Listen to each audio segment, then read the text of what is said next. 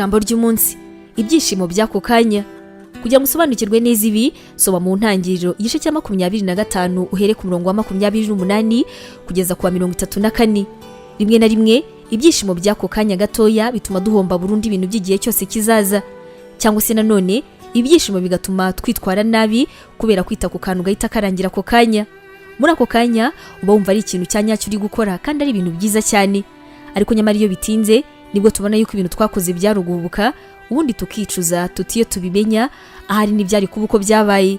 Esawu yaremeye ahara buri kimwe cyose kirimo kuzaba umukuru w'umuryango, ububasha bwose yari kuzagira, uburenganzira bwe mu kugenga umuryango w'iwabo ndetse n'ibindi byose bikomeye, azize gusa isahani yo kurya. Yakaba yarapanze ibyo kurya mbere hose, ariko yashakaga ibyo kurya muri ako kanya. Kenshi iyo twifuza ikintu cyane ku rwego rwo hejuru, bisa nk'aho ibindi bintu byose biba nta gaciro bifite, kandi nyamara ibyo bintu tuba turimo kwima agaciro nibyo biba bigafite cyane kurenza ibindi.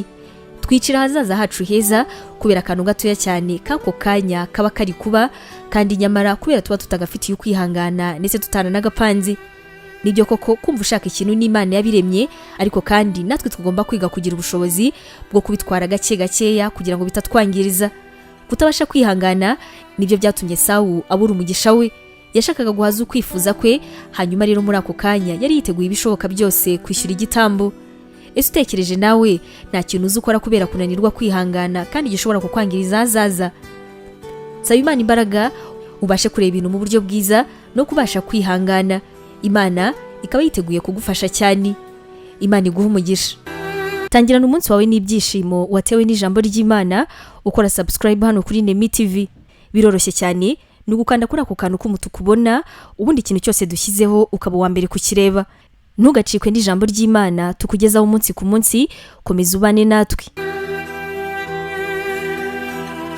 Waba utekereza ko wahamagariwe gukora umurimo w'Imana?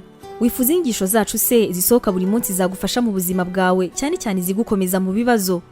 Umva wifuza kwiga ibijyanye na teolojiya ukamenya ijambo ry'Imana, intwaro yagufasha mu buzima? Duhereye kuri iki kibazo cya nyuma, niba igisubizo cyawe ari yego, ngufitiye inkuru nziza cyane. Iyi nkuru nuko tugufitiye ishuri rya teolojiya kandi wigira ku buntu. Mu ishuri ryacu harimo porogaramu zitandukanye zirimo nka Pastoral Studies, aribwo buryo wakwiga kuba umuvugabutumwa mwiza cyane. Tugufitiye kandi Biblical Studies, ariyo masomo atandukanye ya Bibiliya, ndetse na Christian Counseling, inama za Gikristo zifasha gukomeza imitima. Kugira ngo usobanukirwe biruseho, wasura urubuga rwacu arirwo wa@nemibibleinstitute.com, cyangwa se nanone ukaba watwandikira kuri WhatsApp kuri izi nimero 141 232 650 34. Wanatwandikira kandi kuri email yacu ariyo nemevangelism@yahoo.com. Imana iguha umugisha.